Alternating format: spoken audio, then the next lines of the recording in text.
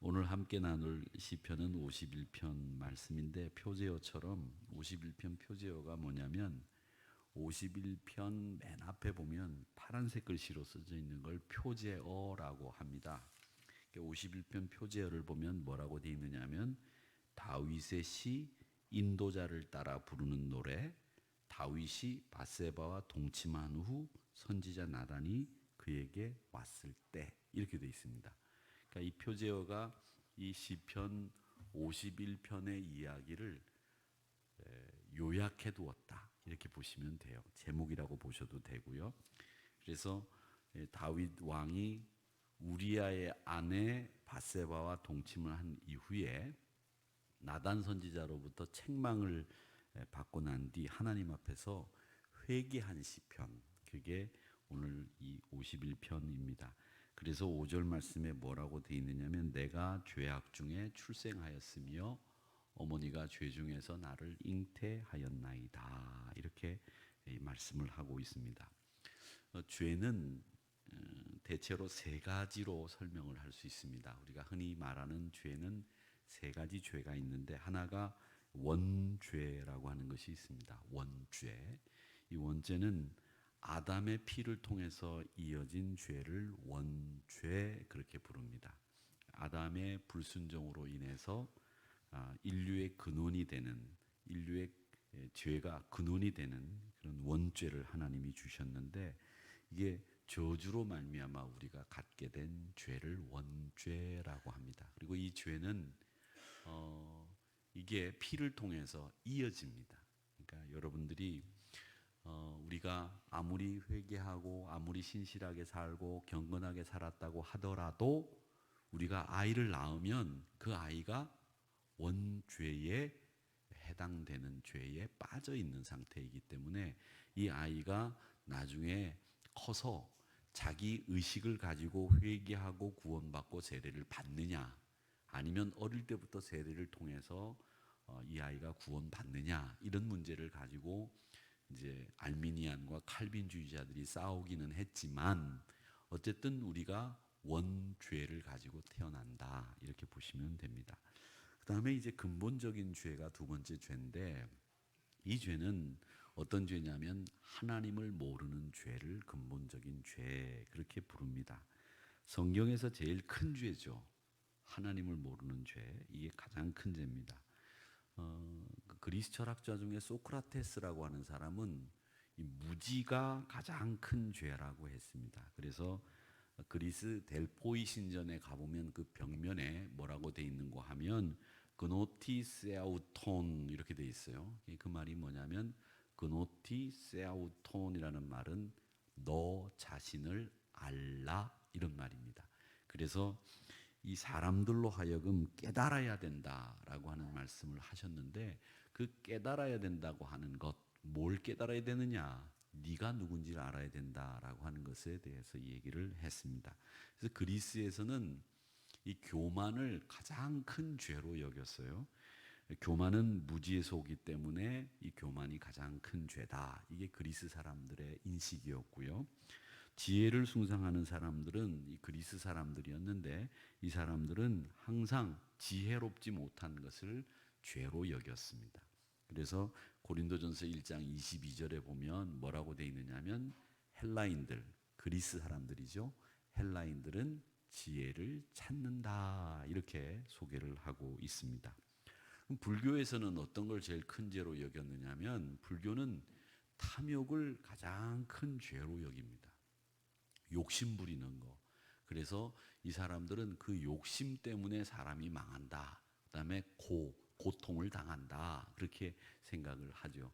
그래서 불교에서는 욕심을 부리지 않고 가지지 않는 것이 그 사람들에게 있어서는 가장 큰 덕이죠. 그래서 법정 스님이 쓴 무소유라고 하는 것이 아무것도 가지지 않는, 욕심조차 가지지 않는, 욕심을 버린 상태 속에서 우리의 필요한 물건까지 다 버리는 것이 가장 좋은 상태의, 불교에서는 말하자면 그 극락에 갈 수 있는 상태라고 그렇게 이야기를 합니다. 그러나 우리 기독교는 다르죠. 기독교는 좀 다른 생각을 가지고 있죠. 근데 유교는 또 그러면은 어떤 걸 큰 죄로 여기느냐 하면 유교는 불효하는 것을 가장 큰 죄로 여깁니다. 그래서 부모님에게 대들거나 부모님들을 효도하지 않는 것, 그게 가장 나쁜 죄죠. 그래서 이 부모님을 잘 못 모시는 이야기에 대해서는 우리가 많은 이야기를 들었죠. 고려 시대 때 부모님을 갖다 버리는 고려장 이야기로부터 시작을 해서 부모에게 효도하지 않는 사람은 다 못된 놈으로 그렇게 유교에서는 치부하죠. 왕들이 민정순찰을 나가서 집에 들어가 보면 거기에 효하는 효자, 효녀, 열부 이런 사람들의 이야기가 왕의 눈에 들어서 그 사람들의 가문을 세워줬다, 칭찬받았다, 과거 급제했다.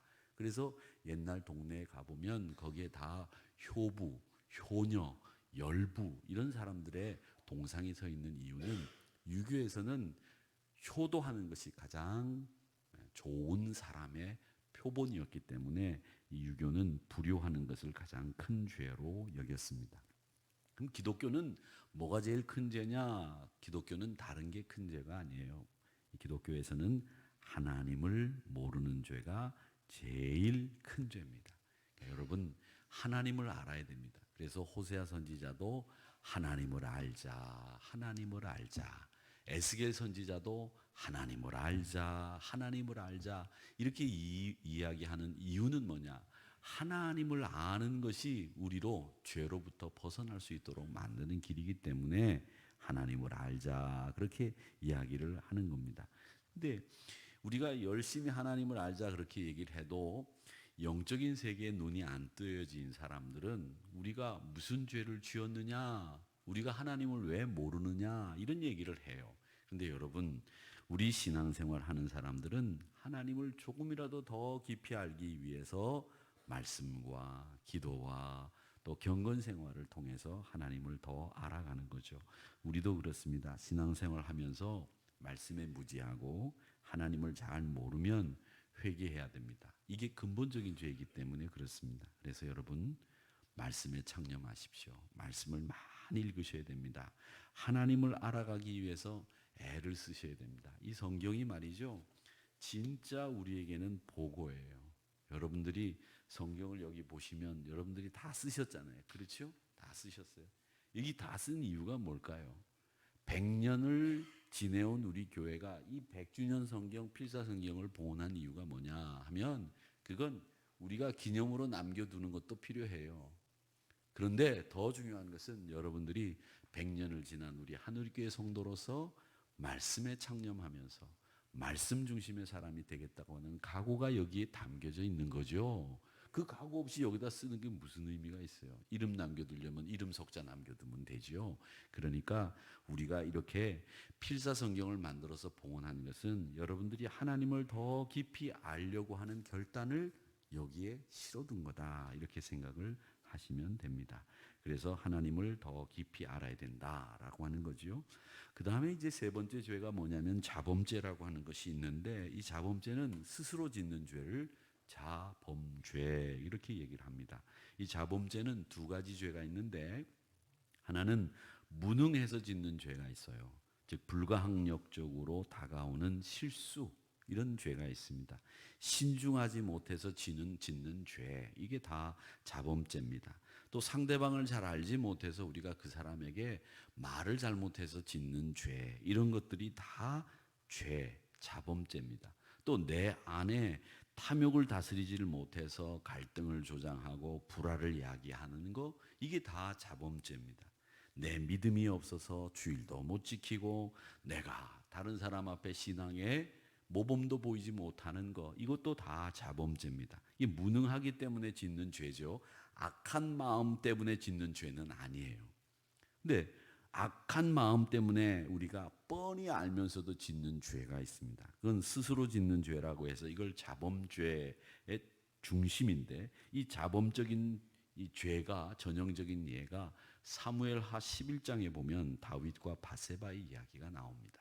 이 다윗이 이스라엘 왕 중에서는 참 특출한 왕이에요.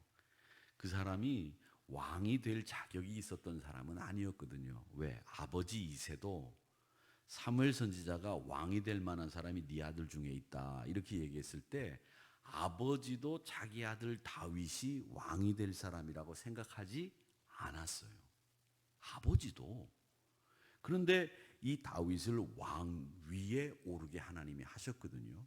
그렇게 올랐다고 한다면 그건 뭐냐면 객관적인 평가를 볼 때 다윗이 왕이 될 소질이 있거나 왕이 될 풍채나 인격을 가지고 있었던 사람은 아니었단 말이에요. 그렇다면 이 다윗은 자기가 왕이 되었다면 아하, 이건 내 능력으로 왕이 된 게 아니라 하나님의 은혜로 내가 왕이 된 거야. 이랬으면 우리가 다윗이 그 왕이 올랐을 때 조금 더 신중하게 왕 노릇을 했을 거다 이런 생각을 하는 겁니다. 그런데 그는 나중에 왕이 오르고 난 뒤에 자기 스스로 내가 왕이 될 만한 자격이 있다 생각을 한 것 같아요. 근데 이스라엘이 암몬하고 전쟁을 하게 됐어요. 암몬하고 전쟁을 하는데 이 암몬이 이스라엘 여러분 보실 때 이스라엘이 여기 이렇게 있으면 암몬이 오른쪽에 있거든요. 암몬, 모압이 다 오른쪽에 있어요.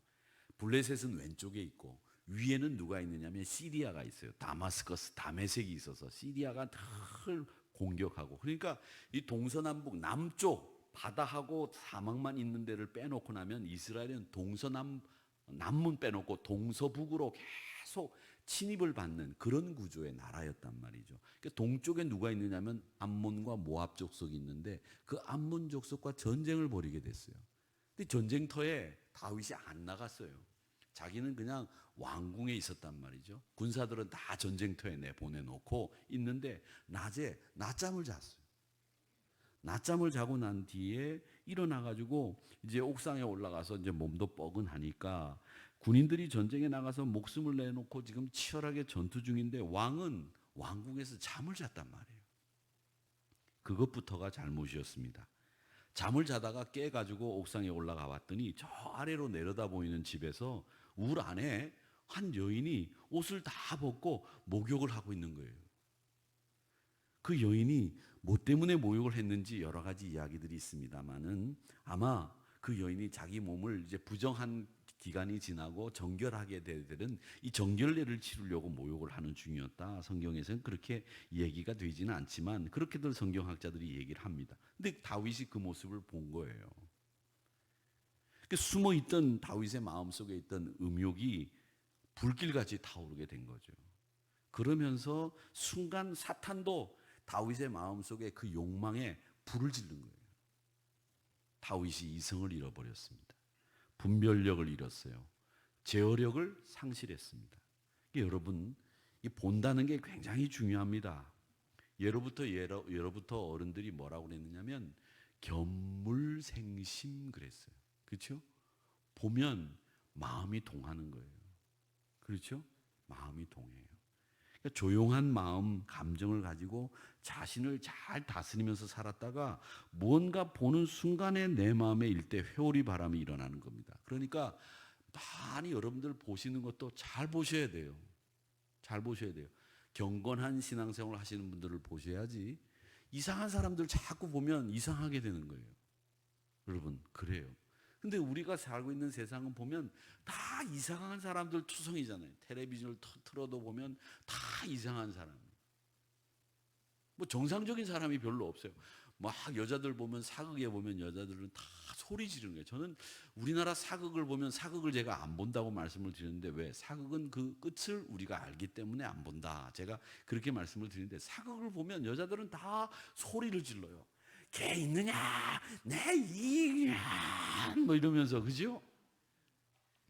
아니면 사약 받고 막 피 흘리고 막 치를 떨고 그게 사극이에요.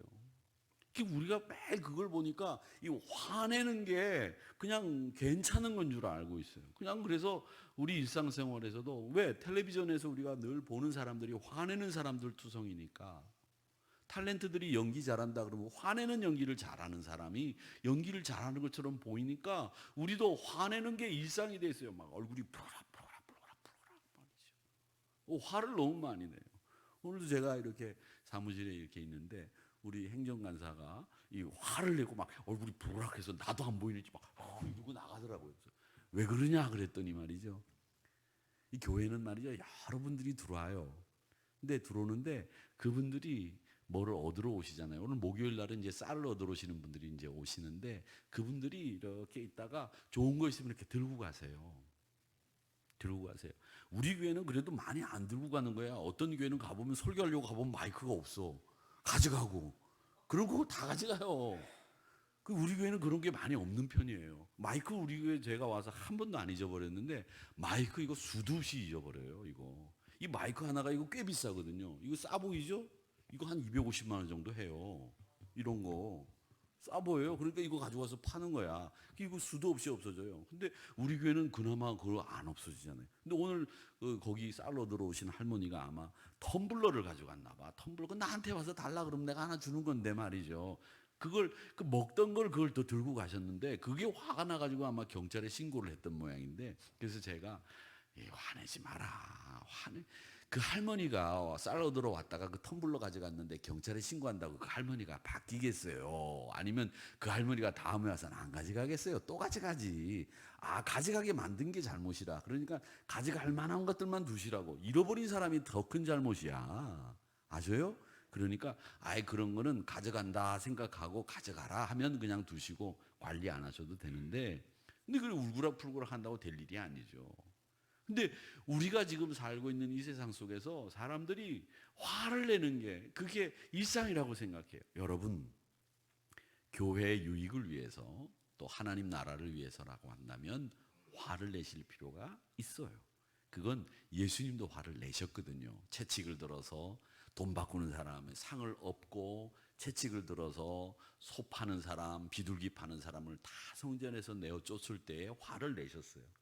그때는 거룩한 분노라 그렇게 이름을 지어서 당신이 하나님 나라를 위해서만 그렇게 하셨어요. 그러니까 여러분 우리가 하나님 나라와 교회 공동체를 위한 것 아니면 화내지 마시라고요. 그게 우리 성도들이 잘못 갖는 행동인데 이 화를 내는 것이 요즘 현대인들에게 있어서는 이게 일상이 돼버렸어요. 일상이 그냥 인상 쓰고 말이죠. 인상 쓰고 눈에 막 그 눈 빠져요. 잘못하면 큰일 나요. 그러니까 그러지 마시고 그래야 됩니다. 근데 이 다윗이 여인을 보고 마음의 욕망이 부릴 듯 일어났는데 그것으로 끝났으면 되는데 그것으로 끝나지 않고 그 여자를 불렀어요. 자기가 왕이니까. 그리고 불러가지고 그 여인과 동침을 하게 됩니다. 아무 계획 없이 이루어진 사건입니다. 순간 일어난 사건인데 이 사건으로 이 여인이 임신을 했어요. 임신 소식이 다윗에게 들려왔습니다. 그러면 다윗이 그 앞에서 자기가 회개하고 돌이키고 자기가 자신을 돌아보는 시간을 가졌으면 되는데 거기서 꾀를 냅니다. 어떻게 하느냐? 그 여인의 남편이 지금 전쟁터에 나가 있거든. 남편을 불렀어. 요압이라고 하는 장수가 자기 오른팔 같은 역할을 하는 요압 장수에게 전가를 보내가지고 야, 너 거기 우리야 있지? 휴가 보내. 그래서 휴가를 보내게 하는 겁니다. 그래서 우리야가 그 아내와 동침을 해서 아이를 가지게 한 것처럼 꾸미려고. 근데 우리야가 휴가를 왔는데 자기 집에를 안 가고 다른 동료들은 전쟁터에 있다. 그런데 내가 어디 집에 들어가서 아내를 안고 잘 수 있겠느냐 생각을 해서 왕궁 문 앞에서 잠을 자는 거예요. 이런 친구가 어디 있어요? 우리야 같은 친구가. 그러니까 이제는 안 되겠으니까 이 다윗이 또 꾀를 낸 거예요. 이게 나쁜 꾀죠. 요압에게 이야기를 합니다. 야, 우리야를 가장 치열한 전투의 가장 치열한 자리에 맨 앞에 둬라. 그래서 우리야가 가장 치열한 전쟁터에 가게 된 거예요. 이 요압은 정치적인 사람입니다. 왕이 뭘 얘기하는지 그걸 그 이면까지 그 속내까지 꿰뚫어 보는 사람이 요압이었어요. 그래서 이 우리야를 가장 치열한 전쟁터 앞에다가 내세워서 우리야가 죽게 만드는 거예요. 결국 그렇게 해서 우리야를 죽게 하고 다윗은 죽은 우리야의 아내 바세바를 마음 놓고 왕궁으로 끌어들여서 아내를 삼았던 겁니다. 이걸 뻔히 알면서 이건 저지른 죄죠. 이건 자기가 꾀를 내서, 나쁜 꾀를 내서 저지른 자범죄였습니다. 자범죄. 하나님은 그 모습을 다 지켜보고 계셨어요. 그런데도 다윗은 회개하지 않았습니다. 하나님이 당장 벼락을 내리치시지 않고 기다리신 거예요. 하나님의 기다림은 마치 천년같이 기다리는 기다림인데, 그 기다리심 앞에는 정적이 감도는 거예요. 정적이. 사람들은 이 하나님의 기다리심의 의미를 잘 몰라요. 하나님이 왜 기다리시는지 모른단 말이죠. 감을 잡지 못해요. 지금 괜찮으니까 안심하고 계속 지금 전화가 울리는 사람이 한 분 있는데, 진동인데 웅웅 울려요. 급한 전화면 좀 받아보세요. 계속 울리는데, 지금 5분째 울리는데, 그치요? 네. 제가 여러분 다 알아요. 여러분들이 지금 울리고 있는지, 진동이 오는지. 여러분 내려다보고 있으면 문자가 왔는데 무슨 문자인지 다 안다고요. 다 보여요. 예배 드릴 때.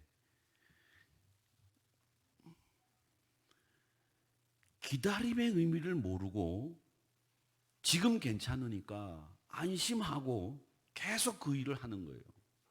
그래서 사람들이 죄에서 헤어나오지를 못하고 안심하고 지내는 겁니다. 여러분, 다윗도 그랬습니다. 뻔뻔한 거죠. 이 사람이 뻔뻔하다 보면 어떻게 되느냐, 아무 생각 없이 희희낙낙하게 되고 마침내 하나님의 징계가 있기 전까지는 그걸 모르는 거예요. 다윗 왕을 나단 선지자가 이제 나서서 책망하게 됩니다. 그 책망한 얘기가 뭐냐면, 한 동네에 부자가 있는데, 나단 선지자가 참 지혜로운 사람이죠. 한 부자가 있는데 그 부자는 말이죠, 집에 양이 많습니다. 몇 마리가 되는지 엄청나게 양이 많은데 그 부자한테 손님이 찾아왔어요. 아, 그래?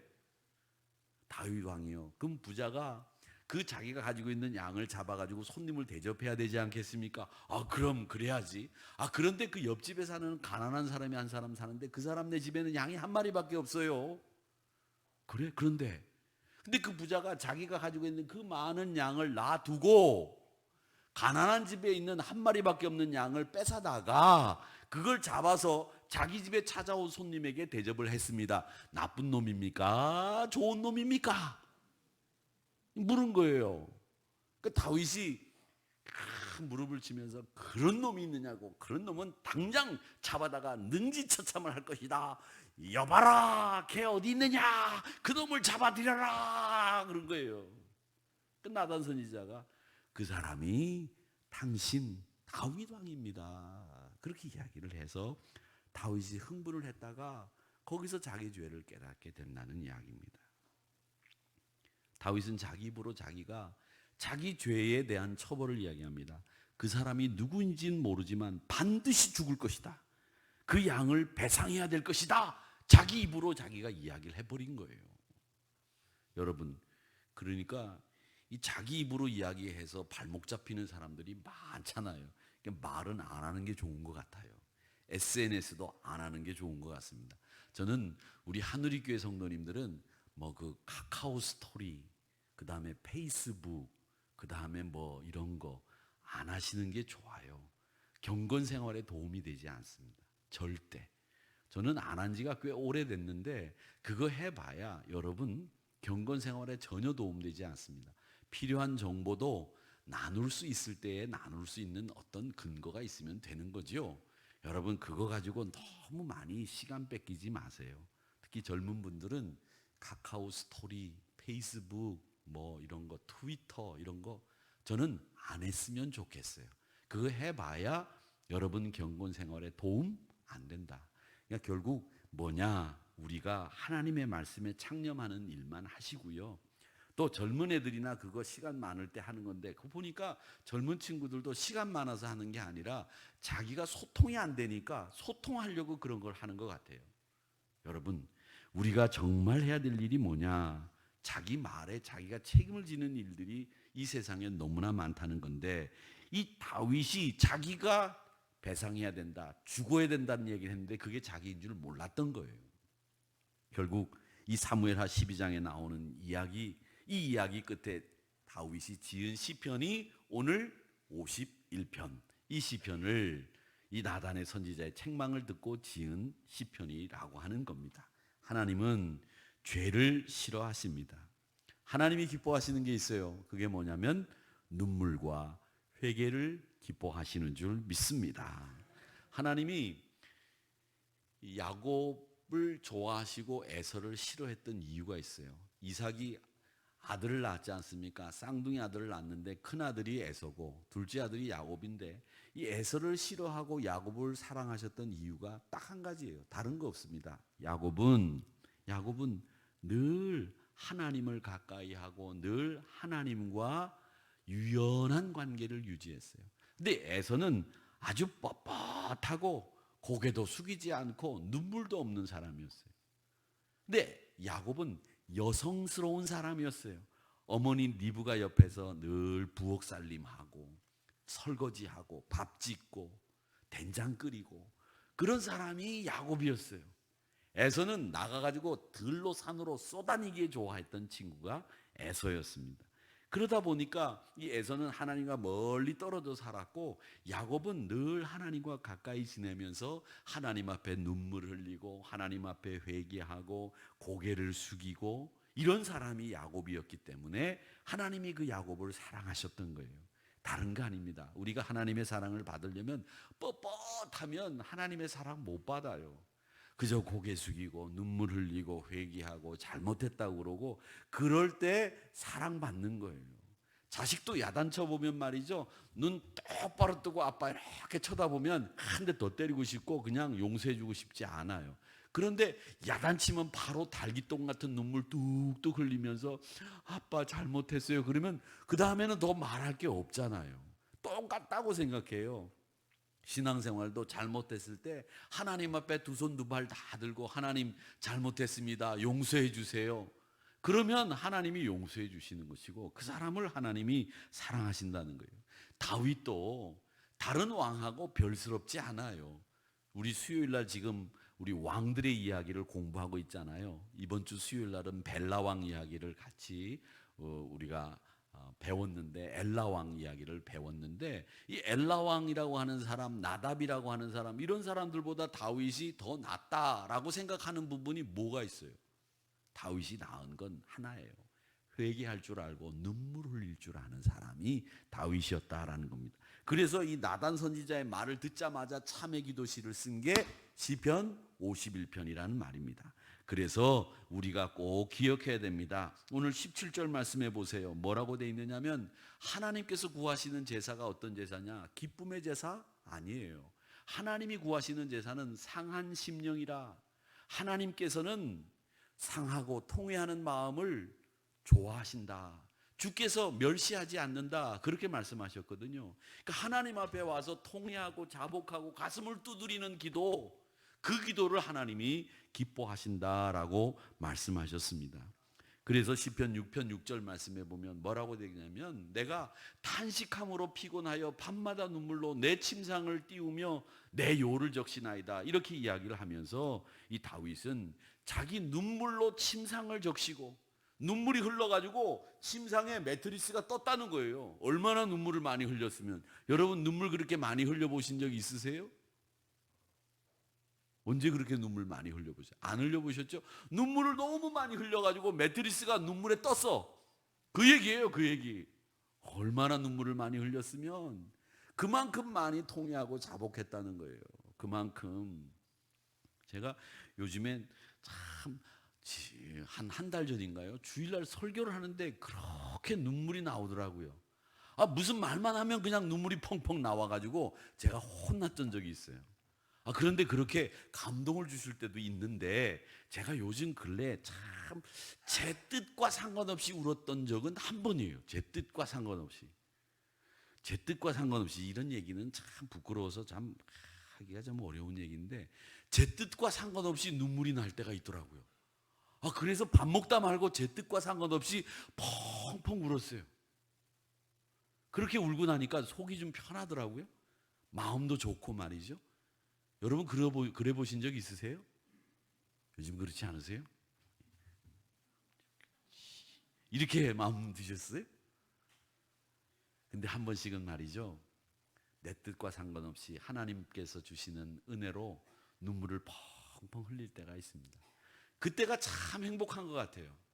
그때가 참 즐거운 것 같아요. 지나고 보니까 그때는 너무 괴로웠고 그때는 힘들었는데 내가 눈물을 흘릴 수 있다고 하는 거, 내가 하나님 앞에 회개할 수 있다고 하는 거, 그게 진짜 좋은 것 같아요. 그렇기 때문에 우리 사랑하는 성도 여러분, 하나님 앞에 우리 신앙생활에 꼭 필요한 자세가 뭐라 이렇게 물어보면 애통하는 자세가 우리에게 제일 필요한 자세입니다 라고 대답하시기를 바랍니다. 애통하는 신앙이 참 좋습니다. 로마서 5장 12절에서부터 19절 말씀을 보면 최초의 한 사람인 아담을 통해서 죄가 우리 안에 들어왔다고 말합니다. 그것이 발현이 된 거예요. 우리 안에는 말이죠, 죄를 지으려고 하는 DNA가 자리를 잡고 있어요. 그 DNA가 죄를 지으려고 해요. 그냥 보면 아유 저거 내 걸로 삼아야지, 아유 저거 내 걸로 삼아야지. 죄를 짓고 싶은 마음이 얼마나 많은지 몰라요. 죄 짓는 마음. 그런데 우리가 이 죄 지으려고 하는 이 DNA로부터 새로워져야 됩니다. 그래서 예수님께서 그 DNA를 이제는 잠식시키고 불식시키고 끝내기 위해서 우리 예수님이 이 땅에 오신 거예요. 우리 예수님이 우리의 죄 DNA를 해결해 주시기 위해서 오신 거예요. 그래서 로마서 5장 19절에서는 뭐라고 말씀하시는가 하면 이렇게 얘기합니다. 한 사람이 순종하지 아니함으로 많은 사람이 죄인 된 것 같이 한 사람이 순종함으로 많은 사람이 의인이 되니라. 한 사람이 순종함으로. 여기서 말하는 한 사람은 옛날 아담이죠. 또 그 다음에 여기서 말하는 한 사람이 바로 그리스도 예수, 그분이 순종하심으로 우리가 의인이 됐다라는 겁니다. 여러분, 다음 주부터 이제 우리가 부흥회를 합니다. 이 부흥은 다른 게 부흥이 아니에요. 막 으쌰으쌰 하고 말이죠, 옛날처럼 부흥회를 하면 말이죠, 막 큰 소리로 기도하고. 요즘 성도들 그렇게 하지 않아요.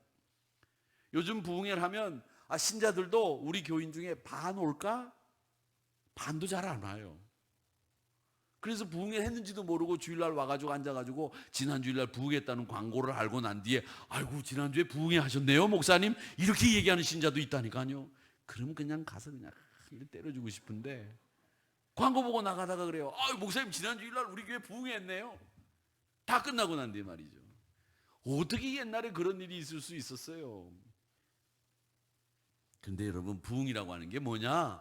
부흥은 다른 게 아닙니다. 우리 죄의 문제를 처리하는 게 부흥회인 줄로 믿습니다. 오늘 4절에 보니까 내가 주께만 범죄하여 주의 목전에 악을 행하여 싸우니 주께서 말씀하실 때 의로우시다 하고 주께서 심판하실 때 순전하시다 하리이다 그랬습니다. 부흥은 다른 게 아닙니다. 우리의 그동안 하나님 앞에 회개하지 못했던 것 철저하게 회개하고 하나님 앞에 내가 용서받아야 될 것들 철저하게 용서받는 것, 그게 부흥의 가장 큰 부흥의 동기예요. 그러니까 사랑하는 성도 여러분, 오늘날 교회에서 목사가 죄 문제를 너무 심각하게 들추면 사람들이 위축된다, 교회 오지 않는다, 그래서 회개 설교 못한다, 이런 얘기들 많이 하시는데 부흥의 역사를 체험하기 위해서는 죄 문제는 꼭 해결돼야 됩니다. 사랑하는 성도 여러분, 죄 있는 곳에는 하나님이 일하지 않습니다. 하나님은 죄인을 불쌍히 여기시기는 하시지만 죄에 대해서는 하나님이 단호하세요. 단호하세요. 그래서 이 사람들이 죄를 회개하지 않는 것은 자꾸 이 죄를 다른 사람 탓해요. 다른 사람. 말이지. 이브가 와가지고 먹어보라 그러니까 내가 어쩔 수 없이 먹었습니다. 하나님, 여자가 먹으라는데 안 먹으면 그거 나중에 어떻게 되겠습니까? 큰일 납니다. 제가 나중에 나이 먹어서 밥 못 넣어도 먹어요. 그러니까 먹으라고 그래서 먹었어요. 다 여자 탓했잖아요.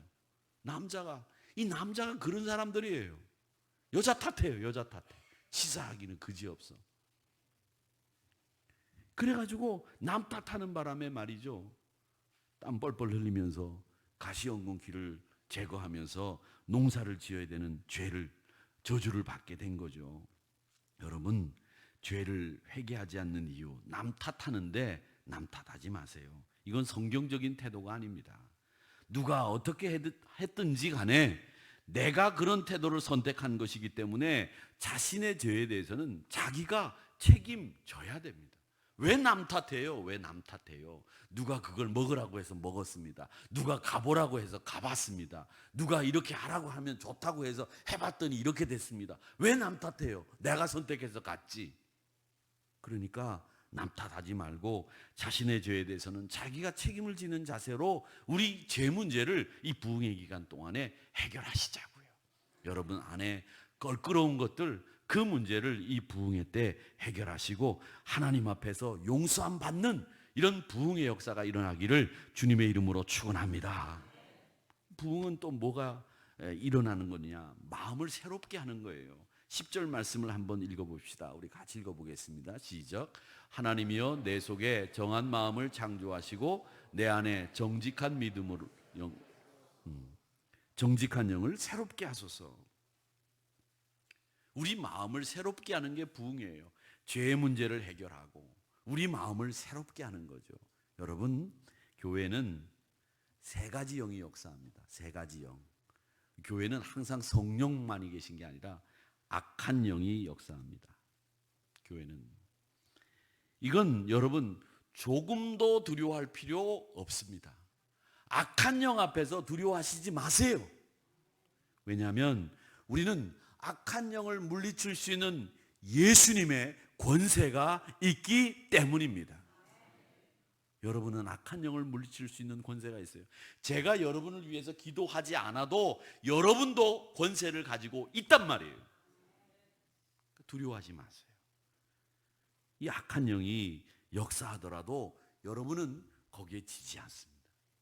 또 교회에 역사하는 영이 있는데 그게 어떤 분이냐? 성령 하나님입니다. 이 성령 하나님이 죄인들을 회개시키고 우리 병을 고쳐주시고 능력으로 충만케 채워주시고 또 강력한 주의 백성으로 만들어주십니다. 이 성령이 두 번째로 역사하는 영이에요. 낙심한 사람에게 소망 주고 신령한 은사들을 성도들에게 나누어 주고 주의 일을 효과적으로 할 수 있도록 만들어 주고 주의 성령의 역사가 강하게 일어날 때에 교회가 부흥하는 줄로 믿습니다. 여러분의 심령이 부흥하는 줄로 믿습니다. 성령의 역사가 있어야 됩니다. 마지막으로 이 교회의 역사하는 영은 인간의 영입니다. 우리 속에 있는 영인데 12절 말씀을 한번 보세요. 뭐라고 얘기하느냐? 하나님, 나에게 자원하는 심령을 주사 나를 붙드소서. 그렇게 얘기합니다. 하나님 앞에 기도할 때 자원하는 심령을 주사 나를 붙드소서.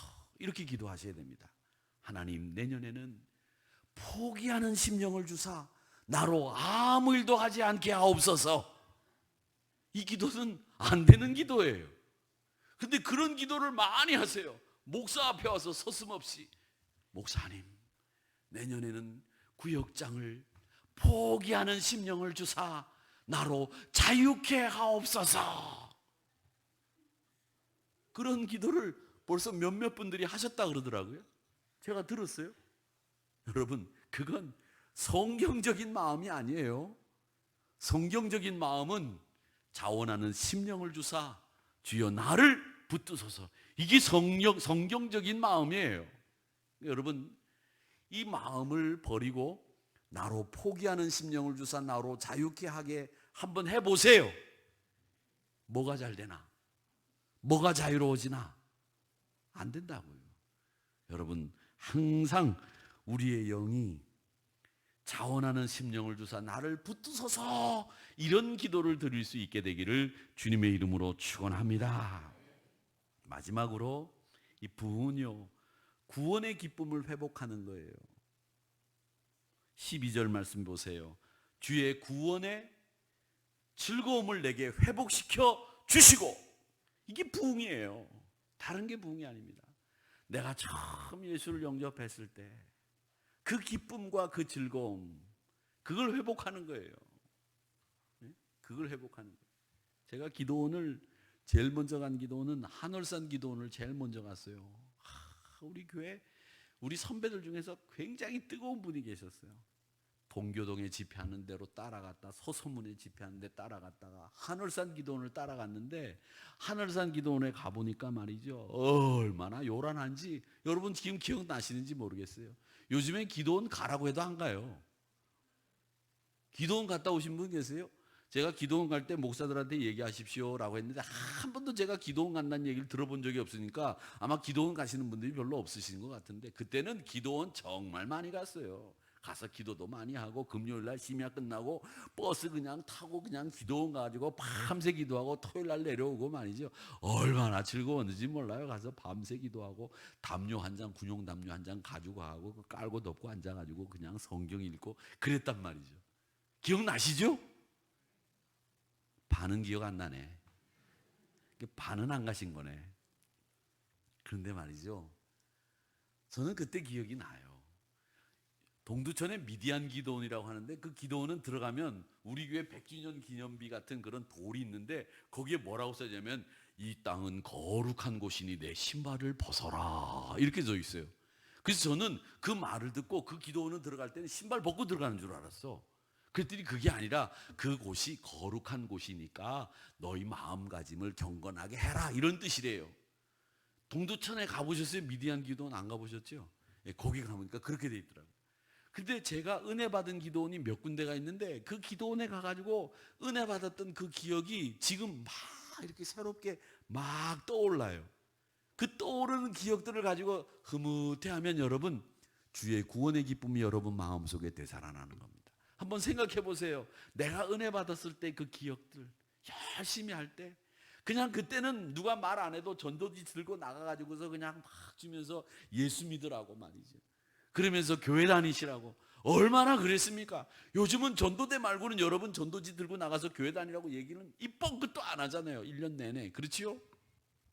이 뻥끗해요? 교회 다녀보라고? 에이, 하시는 분들은 대답 안 해도 되고, 안 하시는 분들 대답해 보세요. 안 하지요? 안 해요. 왜? 구원의 기쁨이 사라졌기 때문이에요. 사랑하는 성도 여러분, 부흥회는 다른 게 아닙니다. 여러분이 받으셨던 그 구원의 기쁨, 그걸 회복하는 게 부흥회인 줄로 믿습니다. 요란하고 유명한 강사가 오시고 또 현란한 설교를 하시는 목사님을 모실 수도 있으나, 저는 그런 생각해요. 부흥회 강사가 중요한 게 아니라 여러분 마음가짐이 중요한데, 이번 부흥회를 통해서 내가 죄 문제 해결하겠다, 내 마음 새롭게 하겠다, 내 구원의 기쁨을 회복시키겠다, 이 세 가지 목표를 가지고 이번 부흥회에 꼭 참석하시기를 주님의 이름으로 축원합니다. 그래서 부디 성령의 지배를 받는 여러분 되시기를 바랍니다. 모두 하나님 앞에 서시는 코람데오가 답인 여러분들이 되시기를 주님의 이름으로 축원합니다.